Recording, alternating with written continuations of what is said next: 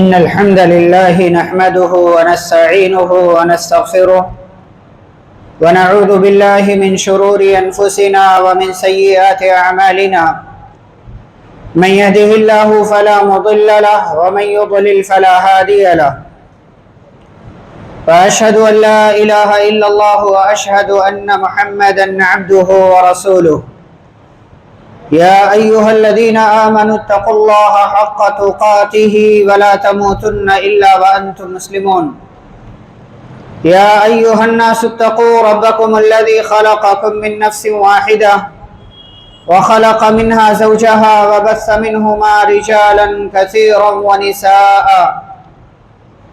واتقوا الله الذي تساءلون به والأرحام إن الله كان عليكم رقيبا يا أيها الذين آمنوا اتقوا الله وقولوا قولا سديدا يصلح لكم أعمالكم ويغفر لكم ذنوبكم ومن يطع الله ورسوله فقد فاز فوزا عظيما أما بعد فإن خير الحديث كتاب الله وخير الهدي هدي محمد صلى الله عليه وسلم وشر الأمور محدثاتها وكل محدثة بدعة وكل بدعة ضلالة وكل ضلالة في النار أعوذ بالله من الشيطان الرجيم بسم الله الرحمن الرحيم اليوم أكملت لكم دينكم وأتممت عليكم نعمتي ورضيت لكم الإسلام دينا وقال جل وعلا في مقام آخر شرع لكم من الدين ما وصى به نوحا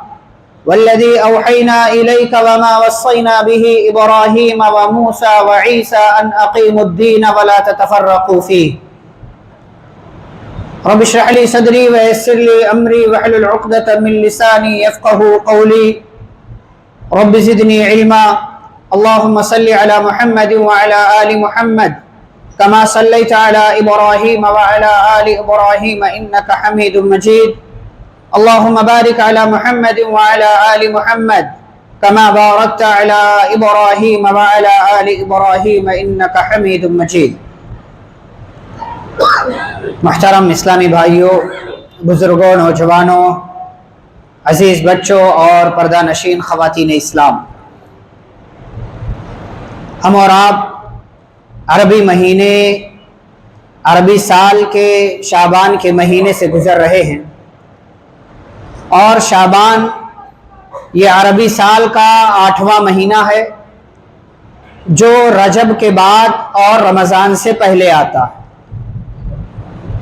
آج کے اس خطبہ جمعہ میں ہم اسی شعبان کے مہینے کے حوالے سے کچھ باتیں آپ کی خدمت میں رکھیں گے کہ شعبان کے مہینے میں ایک مسلمان کو کیا کرنا چاہیے، کون سے اعمال انجام دینا چاہیے، اور موجودہ دور کا مسلمان شعبان کے مہینے میں کون سے کام کر رہا ہے جس کا اسلام سے، شریعت سے، دین سے کوئی تعلق نہیں ہے۔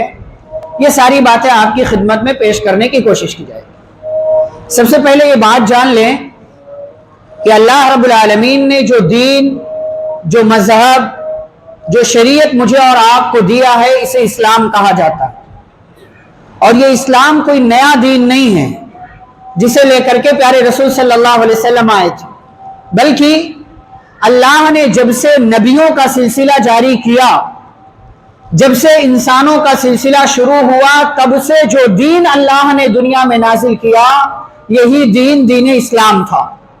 بہت مرتبہ ایسا ہوتا ہے کہ میڈیا کی دنیا میں اسلام کے دشمن یہ بات ظاہر کرتے ہیں، اعلان کرتے ہیں کہ اسلام صرف 1400 سال پرانا دین ہے جسے لے کر کے مسلمانوں کے پروفٹ محمد صلی اللہ علیہ وسلم آئے تھے، جبکہ یہ بات درست نہیں ہے۔ پیارے رسول صلی اللہ علیہ وسلم جو شریعت لے کر کے آئے تھے، جو دین لے کر آئے تھے، اس کا نام بھی اسلام تھا۔ جو دین عیسیٰ علیہ السلام کو دیا گیا اس کا نام بھی اسلام، جو دین موسیٰ علیہ السلام کو دیا گیا اس کا نام بھی اسلام، جو دین ابراہیم علیہ السلام کو دیا گیا اس کا نام بھی اسلام، جو دین حضرت نوح علیہ السلام کو اللہ نے دیا وہ بھی دین اسلام، اور جو دین، جو شریعت، جو قانون اللہ نے آدم علیہ السلام کو دیا وہ دین بھی دین اسلام تھا۔ تو یہ کہنا کہ اسلام صرف 1400 سال پرانا دین ہے یہ بات غلط ہے، یہ بات ہم کو بھی سمجھنا چاہیے۔ دوسری بات کہ جو دین ہمارا ہے، دین اسلام، یہ کامل ہے، مکمل ہے، اس میں کسی بھی قسم کے اضافے کی، بڑھوتری کی، زیادتی کی، کچھ اس میں ایڈ کر دینے کی، کچھ داخل کر دینے کی دین کے نام پر کوئی گنجائش نہیں۔ اللہ رب العالمین نے پیارے رسول صلی اللہ علیہ وسلم کے حج کے موقع سے اس کا اعلان بھی کیا، اليوم اکملت لکم دینکم، آج کے دن میں نے تمہارے لیے تمہارا دین مکمل کر دیا، واتممت علیکم نعمتی، اور تم پر اپنی نعمت پوری کر دی، ورضیت لکم الاسلام دینا، اور اسلام کو دین کی حیثیت سے میں نے تمہارے لیے پسند کر لیا، میں نے اس کا تمہارے لیے انتخاب کر دیا ہے۔ پتہ یہ چلا کہ دین اسلام، اسلامی شریعت، اسلامی قانون یہ مکمل ہے۔ اسی لیے پیارے رسول صلی اللہ علیہ وسلم نے حج کے موقع سے اپنے سامنے موجود صحابہ کو گواہ بنا کر کے یہ سوال کیا تھا، الا هل بلغت، اے میرے صحابہ بتاؤ کیا جو مشن، جو ذمہ داری، جو دعوت و تبلیغ کا کام اللہ نے میرے اوپر فرض کیا تھا، کیا میں نے پہنچا دیا؟ صحابہ نے کہا ہاں آپ نے پہنچا دیا۔ پیارے رسول صلی اللہ علیہ وسلم نے آسمان کی طرف انگلی اٹھائی اور کہا اللہم فاشہد، اے اللہ تو گواہ رہنا کہ میں نے تیرا پیغام تیرے بندوں تک پہنچا دیا ہے، اور تیرے بندے یہاں عرفات کے میدان میں کھڑے ہو کر کے اس بات کی گواہی بھی دے رہے ہیں۔ پتہ یہ چلا کہ دین اسلام مکمل ہے، اسلامی شریعت مکمل ہے، اس میں زیادتی کی گنجائش نہیں ہے۔ اب اگر کوئی بندہ دین کے نام پر، شریعت کے نام پر، اللہ کے نام پر، رسول صلی اللہ علیہ وسلم کے نام پر کوئی کام کرتا ہے تو یہ کام بدعت ہے، یہ کام بدعت ہے۔ گویا کہ وہ بندہ یہ مانتا ہے کہ اللہ کا دین مکمل نہیں، وہ یہ مانتا ہے کہ رسول اکرم صلی اللہ علیہ وسلم نے اللہ کا مکمل دین بندوں تک نہیں پہنچایا، وہ یہ مانتا ہے کہ ابھی دین اسلام میں مزید کسی اضافے کی، کسی زیادتی کی گنجائش نہیں ہے، اور یہ عقیدہ انتہائی خراب عقیدہ ہے، یہ عقیدہ انتہائی فاسد عقیدہ ہے۔ جو انسان بھی دین کے نام پر، شریعت میں، اسلام میں کسی چیز کو داخل کرے، اس کی دعوت دے کہ مسلمانوں کو یہ کام بھی کرنا چاہیے، مسلمانوں کو یہ کام بھی کرنا چاہیے، ایسا بندہ بدعتی ہے اور اس کا یہ کام بدعت کہلائے گا۔ پیارے رسول صلی اللہ علیہ وسلم نے فرمایا تھا من احدث فی امرنا ھذا ما لیس منہ فہو رد، جس نے ہماری اس شریعت میں، جس نے ہمارے اس قانون میں، جس نے ہمارے اس دین میں کوئی نئی چیز شامل کر دی، کس میں؟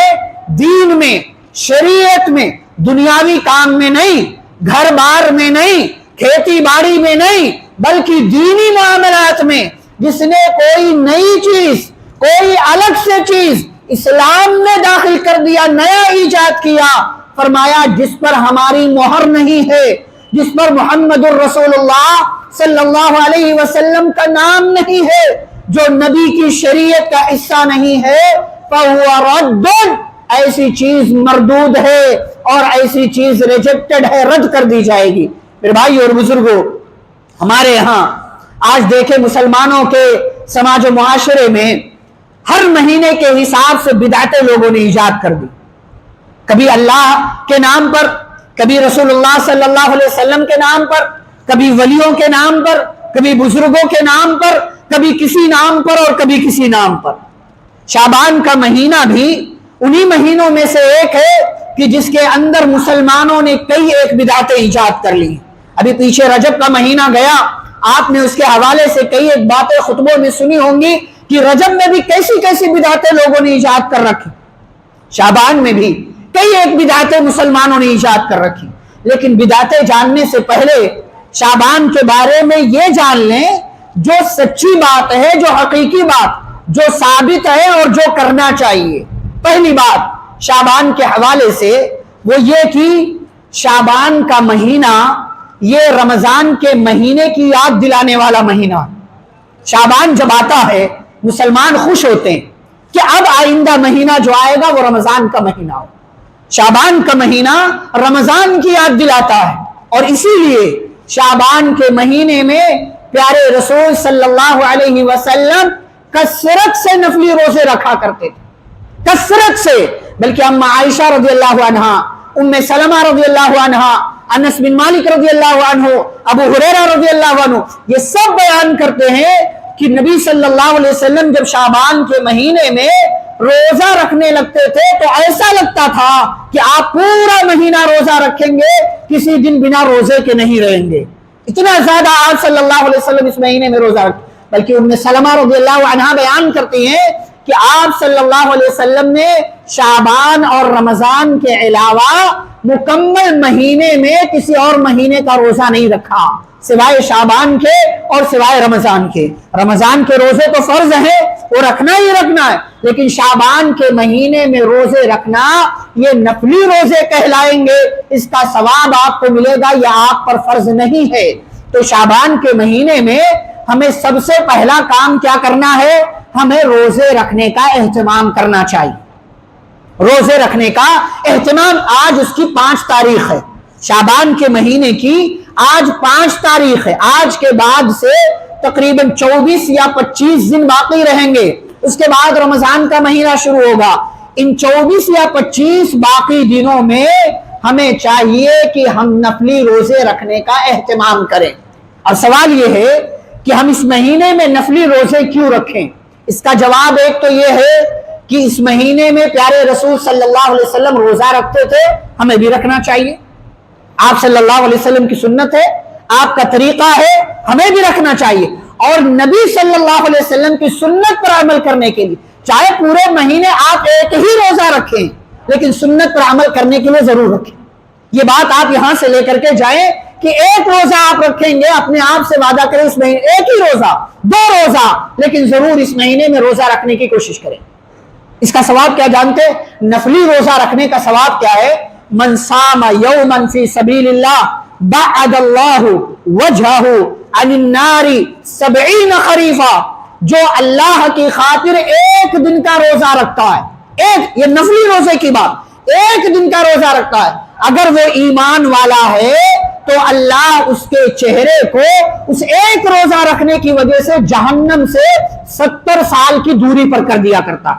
آپ جہنم سے 70 سال دور کر دیے جائیں گے صرف ایک روزہ رکھنے کی وجہ سے. تو ہم شعبان میں روزہ کیوں رکھیں؟ نمبر 1 وجہ کہ پیارے نبی صلی اللہ علیہ وسلم رکھتے تھے، آپ کی سنت، آپ کے طریقے پر عمل کرنے کے لیے. دوسری وجہ کیا ہے شعبان میں روزہ رکھنے کی؟ وہ یہ کہ تاکہ آنے والا مہینہ جو رمضان کا ہے اس مہینے میں روزہ رکھنے کے لیے ہمیں عادت لگ جائے. بعض دفعہ کیا ہوتا ہے، ہم رمضان میں جب پہنچتے ہیں روزہ رکھنا شروع کرتے ہیں تو پہلے 2-4 روزے بڑی مشکل گزرتے، ارے یار روزہ لگ گیا، یہ ہو گیا، بھوک لگ گئی، پیاس لگ گئی. ایسا کیوں ہوتا ہے؟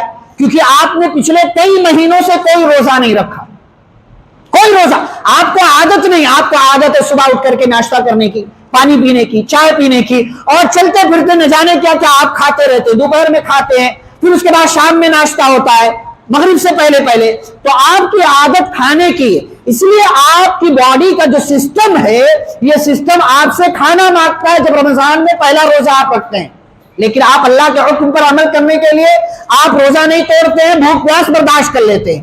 رمضان کے روزوں کے لیے آپ کی مشق ہو جائے، آپ پریکٹس کر لیں، اس لیے بھی آپ کو شعبان کے مہینے میں روزہ رکھنا چاہیے.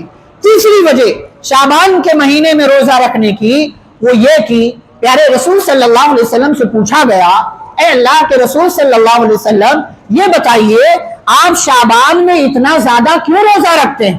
آپ صلی اللہ علیہ وسلم نے کیا فرمایا؟ اس لیے کہ شعبان کے مہینے میں بندوں کے اعمال اللہ کے یہاں پیش کیے جاتے ہیں. پورے سال میں سالانہ جو رپورٹ اللہ کے یہاں فرشتے پیش کرتے ہیں وہ شعبان کے مہینے میں. اب اس میں کون سی تاریخ ہے، کون سا دن ہے، کون سی رات ہے اور کون سا گھنٹہ ہے، ایسی کوئی بات حدیث میں نہیں ہے. صرف شعبان کے مہینے میں تذکرہ ہے کہ سال کی رپورٹ اینوئل رپورٹ جو ہوتی ہے، سالانہ رپورٹ، وہ اللہ کے سامنے پیش کی جاتی ہے، اور نبی نے فرمایا وَأُحِبُّ أَن يُرْفَعَ عَمَلِي وَأَنَا صَائِمٌ، اور مجھے یہ بات پسند ہے کہ میرا عمل جب اللہ کے پاس جائے تو میں کیا رہوں؟ روزے سے رہوں۔ تو شعبان میں ہمیں اس لیے بھی روزہ رکھنا چاہیے تاکہ رجسٹر میں فرشتے یہ نوٹ کر لیں کہ جب رپورٹ پیش ہو رہی تھی تو یہ بندہ روزے سے تھا، اس بندے نے شعبان میں روزہ رکھا۔ اب آپ یہاں ایک بات اور جان لیجئے، وہ بات کیا ہے کہ بندوں کی رپورٹ 3 طرح سے پیش ہوتی ہے۔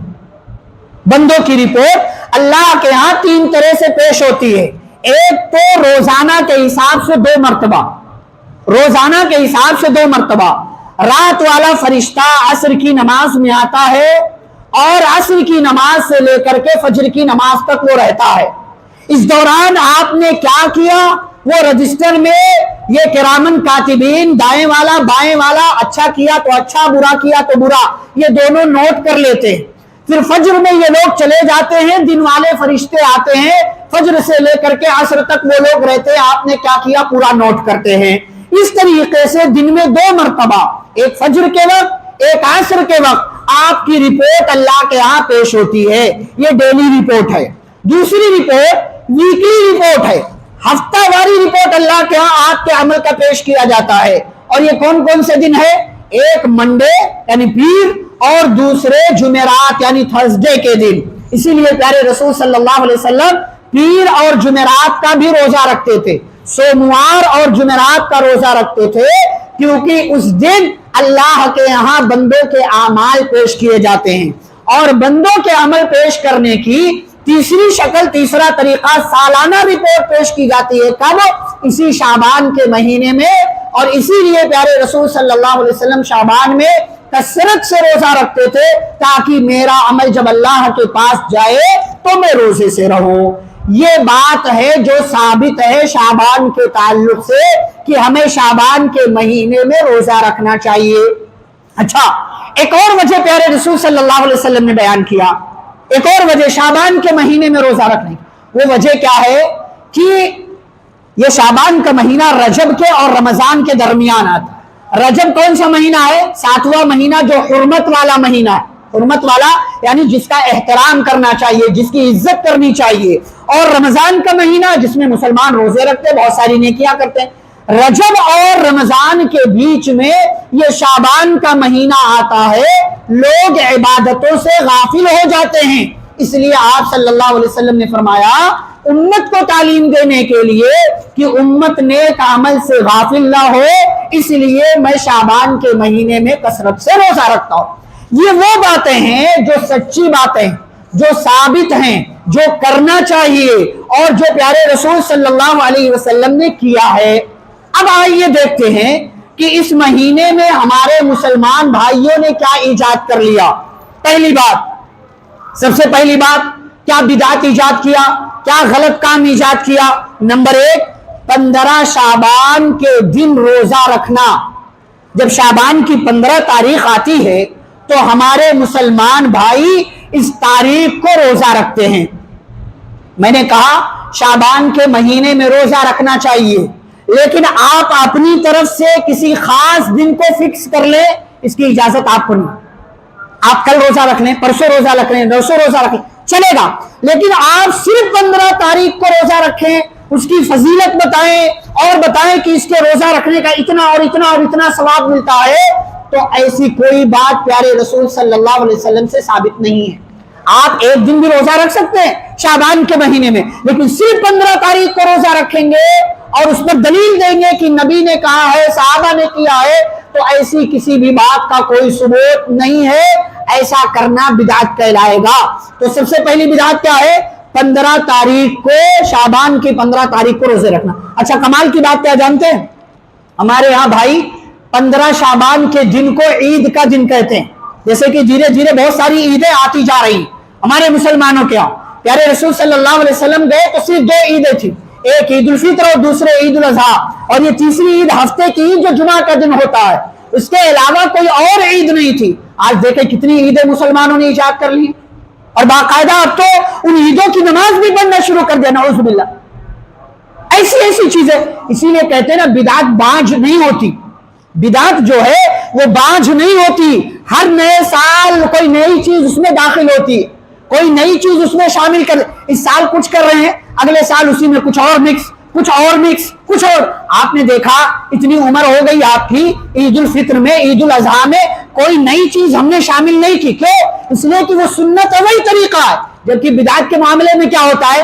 بدعت کے معاملے میں ہر سال کچھ نہ کچھ نیا آتا رہتا ہے. یہ بھی کر لو, یہ بھی کر لو, یہ بھی کر لو, پھر کرتے کرتے کرتے ایسی لیپا پوتی کی جاتی ہے کہ اس کی شکل و صورت بگڑ کر کے رہ جاتی ہے. تو پہلی بدعت شعبان کے مہینے میں وہ یہ کہ 15 تاریخ کو روزہ رکھنا خاص طور سے.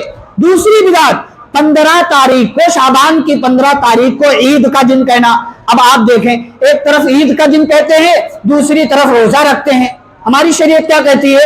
عید کے دن روزہ رکھنا حرام ہے, عید کے دن روزہ نہیں رکھ سکتے آپ. جبکہ ہمارے بھائی ایک طرف عید کہتے ہیں, دوسری طرف روزہ رکھنے کی تعلیم دیتے ہیں. تو یہ دو بدعت ہیں. تیسری بدعت کیا ہے شعبان کے مہینے میں؟ وہ یہ کہ 15 تاریخ جب آتی ہے, اس کی جو رات رہتی ہے جسے شب برات کہا جاتا ہے, اس رات کو جاگنا نمبر 1 بدعت. نمبر 2 قیام کرنا. نمبر 3 اعتکاف کرنا. نمبر 4 دعاؤں کی مجلس لگانا. نمبر 5 کسی بزرگ کو بلا کر کے باقاعدہ ایسی محفل, ایسے پروگرام کا اہتمام کرنا. خاص طور سے اس رات میں شریعت کی طرف سے اس کی اجازت نہیں ہے. میرے بھائیوں, سمجھنے کی بات, سمجھنے کی بات ہے. کون عالم کہہ رہا ہے, کون نہیں کہہ رہا ہے, یہ نہیں دیکھنا. آپ کیا شریعت ہے, کیا دین ہے, کیا مذہب ہے, کیا پیارے رسول صلی اللہ علیہ وسلم نے کیا, کیا صحابہ نے کیا, یہ اصل دیکھنے کی چیز ہے. بدعتوں سے اپنے آپ کو بچاؤ, اس لیے کہ بدعت سے نہیں بچاؤ گے پیارے رسول صلی اللہ علیہ وسلم کے ہاتھ سے کوثر کا جام پینے سے محروم کر دیے جاؤ گے, جنت میں داخل ہونے سے محروم کر دیے جاؤ گے. یہ 15 تاریخ کی رات کو جاگنا, قیام اللیل کرنا, اس میں ایک نماز پڑھتے ہیں جسے نماز خیر یہ لوگ کہتے ہیں. بعض لوگ 100 رکعت پڑھتے ہیں, بعض لوگ 10 رکعت پڑھتے ہیں. مارا پورا دین کا ستیہ ناش کر کے رکھ دیا, دین کی شکل کو بگاڑ کر کے رکھ دیا. یہ اسلام کی تعلیم نہیں ہے, یہ مسلمانوں نے اپنی طرف سے داخل کیا ہوا ہے, شریعت کی تعلیم نہیں ہے. شریعت کہتے ہیں بھائی ٹھیک ہے آپ رات کو نماز پڑھ سکتے, لیکن شعبان کی 15 تاریخ کو اس کے لیے خاص کریں گے, یہ بدعت ہے.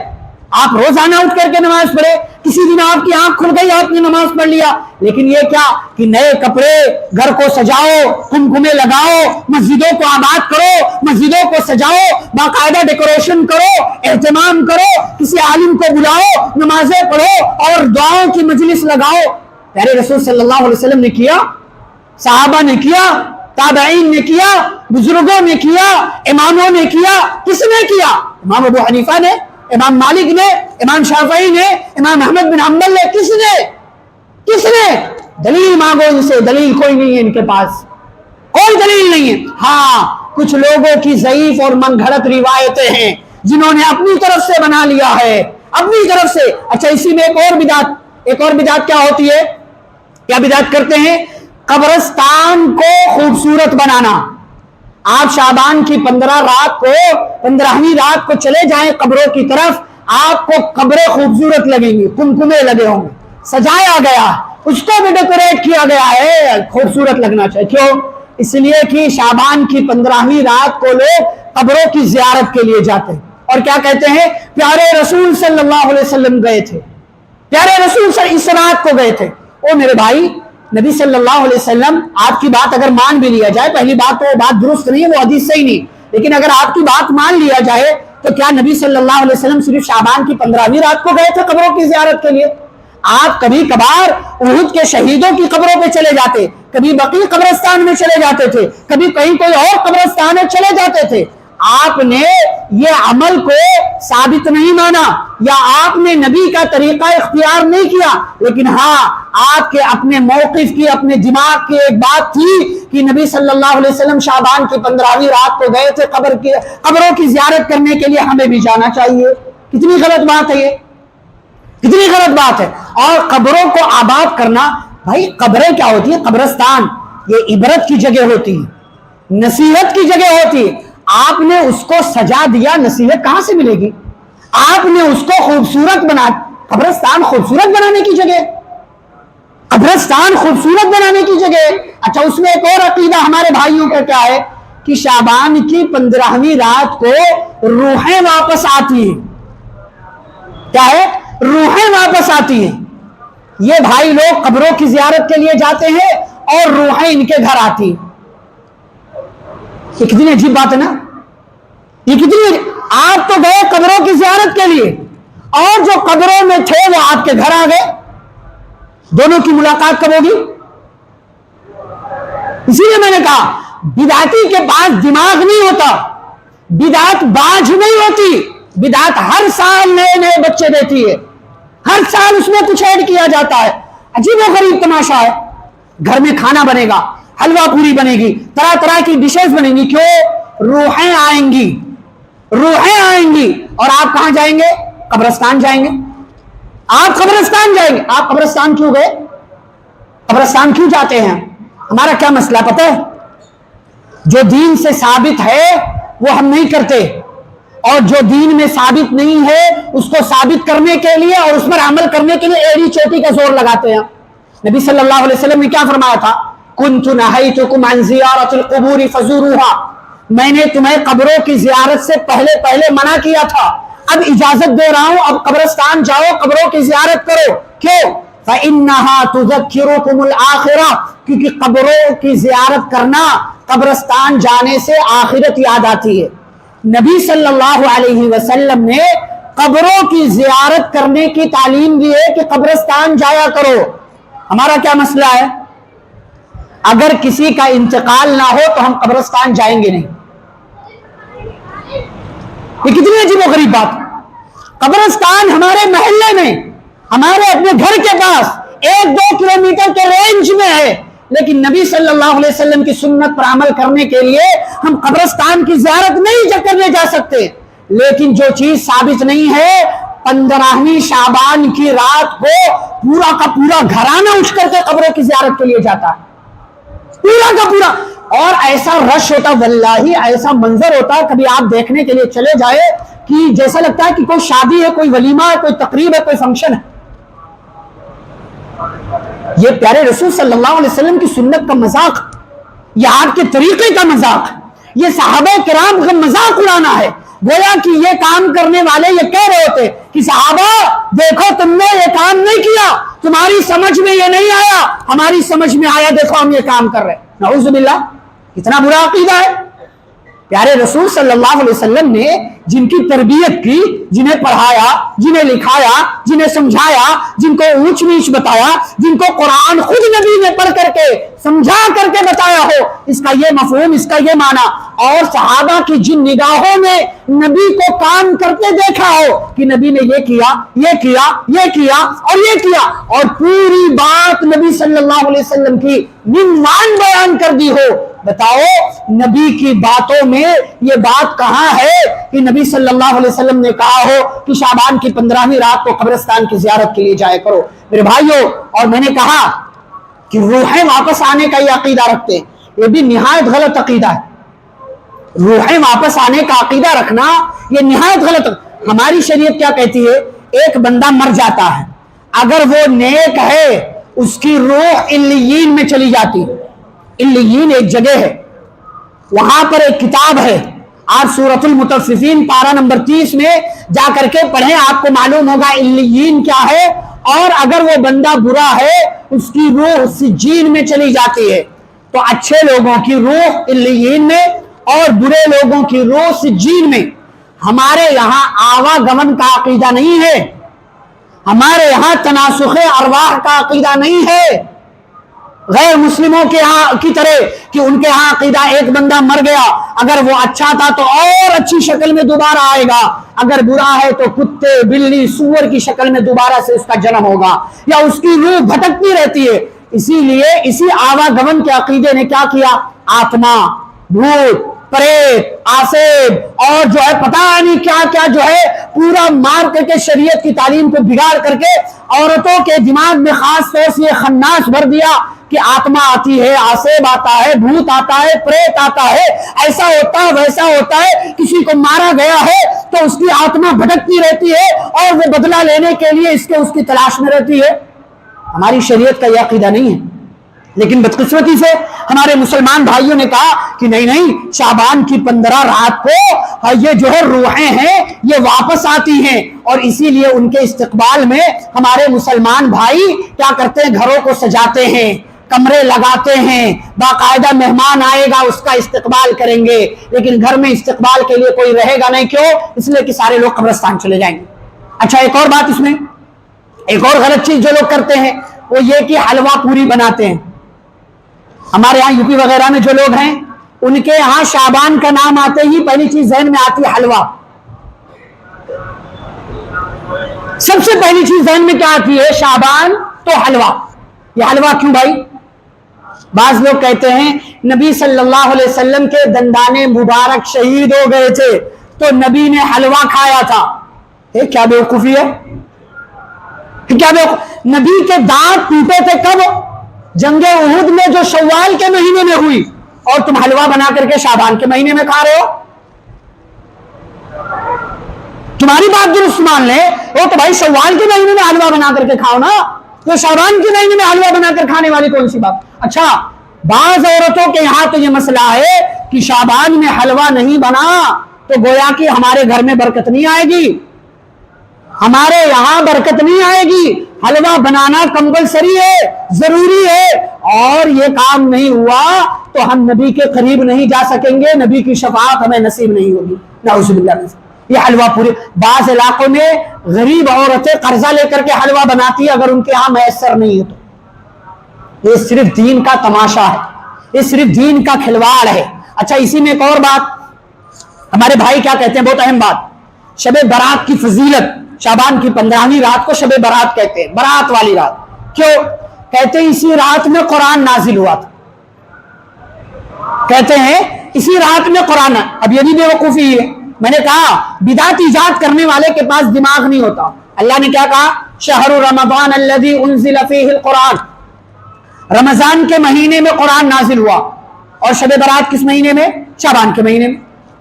شعبان کے مہینے میں کہتے ہیں سورۃ الدخان کی آیت ہے انا انزلناہ فی لیلۃ مبارکہ، ہم نے اس کو مبارک رات میں نازل کیا۔ یہ مبارک رات سے مراد یہی شب برات ہے۔